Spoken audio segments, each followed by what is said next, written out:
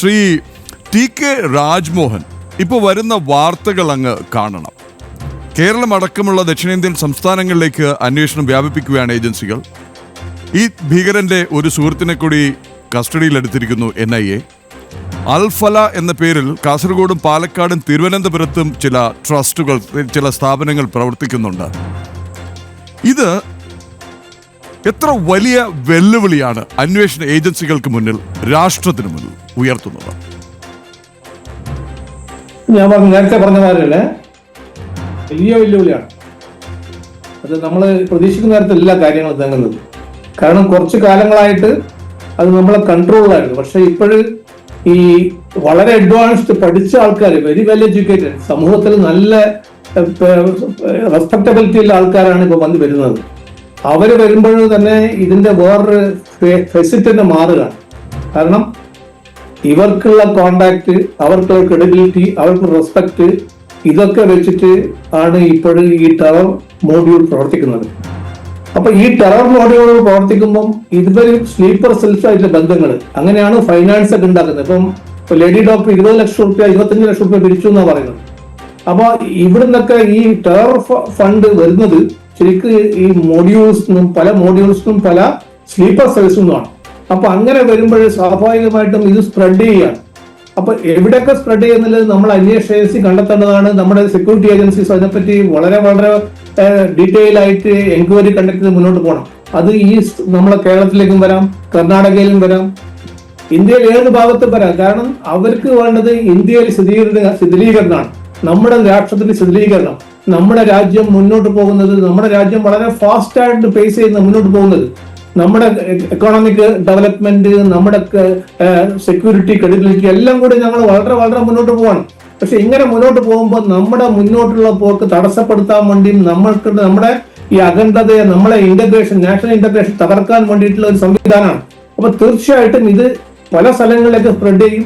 ആ സ്പ്രെഡ് ചെയ്യുമ്പോൾ നമ്മൾ അവിടുത്തെ അന്വേഷണ ഏജൻസികളും അവിടുത്തെ സെക്യൂരിറ്റി ഏജൻസികളും വളരെ കണിശമായിട്ടും വളരെ ഡീപ്പായിട്ട് ഈ പ്രോബ് ചെയ്തിട്ട് ആരൊക്കെയാണ് ഇതിന്റെ ആൾക്കാർ, ഡോക്ടേഴ്സ് ആണോ, എഞ്ചിനീയേഴ്സ് ആണോ, ഇനി വൈറ്റ് കോളർ ആണോ, വൈറ്റ് കോട്ടാണോ, ആരായാലും അവരുടെ വേറെ ബോർഡ്സും എല്ലാം കണ്ടുപിടിച്ച് മുന്നോട്ട് കൊണ്ടുപോയി ഇത് മുളയിലെ നുള്ളിക്കളയണം. അല്ലെങ്കിൽ ഇതുപോലുള്ള ഒരു സ്ലീപ്പർ സെൽസോ അത് ഇതേപോലെയുള്ള മൊഡ്യൂൾസോ ഒക്കെ പല സ്ഥലത്തും, ഇവിടെ ഇപ്പൊ അൽഫലാം യൂണിവേഴ്സിറ്റിയിലാണ്, അല്ലെങ്കിൽ അൽഫലാം മെഡിക്കൽ കോളേജിലാണ്. അപ്പൊ നാളെ ഇത് സൗത്തിലേക്ക് വേറൊരു മെഡിക്കൽ കോളേജ്, വേറൊരു യൂണിവേഴ്സിറ്റിയിലേക്ക് വരാം.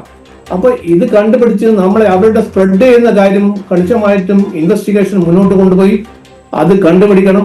അത് കണ്ടുപിടിച്ചാൽ മാത്രമേ ഇതിന് താൽക്കാലികമായ ശമനം ഉണ്ടാവുള്ളൂ. കാരണം നമുക്ക് ടെററിസം ഇന്ത്യയിൽ നിന്ന് പൂർണ്ണമായി അകറ്റാൻ പറ്റില്ല.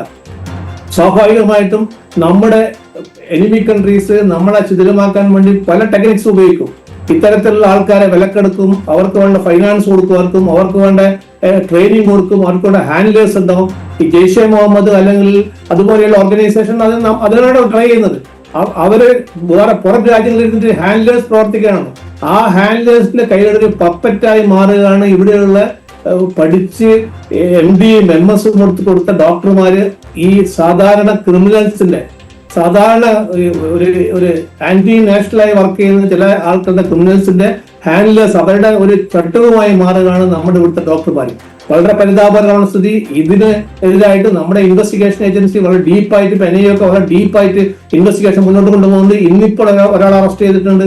ഈ കാറിന്റെ ഓണർ, ശരിയായ ഓണറെ കണ്ടെത്തി അറസ്റ്റ് ചെയ്തിട്ടുണ്ട്. അതിന്റെ മാസ്റ്റർ മൈൻഡും അയാളാണ് ഡൽഹിയിൽ വന്നിട്ടും ഈ ഡോക്ടർ നബീലിനും ബാക്കി ആൾക്കാരും വേണ്ട എല്ലാ ഒത്താശകളും ചെയ്തു കൊടുത്തത്. അങ്ങനെ ഇപ്പം ഇൻവെസ്റ്റിഗേഷൻ വളരെ കെയർഫുൾ ആയിട്ടും വളരെ സീരിയസ് ആയിട്ടും സിസ്റ്റമാറ്റിക് ആയിട്ടും ഡീപ്പായിട്ടും ഇൻവെസ്റ്റിഗേഷൻ മുന്നോട്ട് കൊണ്ടുപോകുന്നുണ്ട്. അപ്പൊ ആ ഇൻവെസ്റ്റിഗേഷൻ മുന്നോട്ട് കൊണ്ടുപോകും. സ്വാഭാവികമായിട്ട് ഇതുമായി ബന്ധപ്പെട്ട എല്ലാ ആൾക്കാരും റൗണ്ട് അപ്പ് ചെയ്യാൻ പറ്റും.